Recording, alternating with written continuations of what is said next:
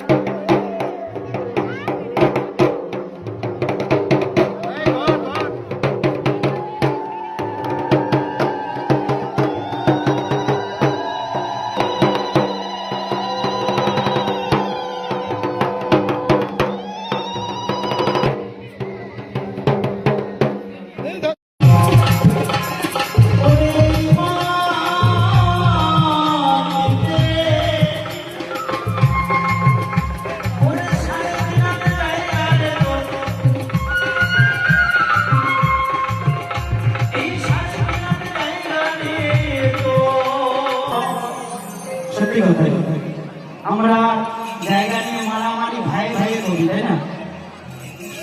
কিচ্ছু সঙ্গে যাবে না। ও মনে ময়না ময়না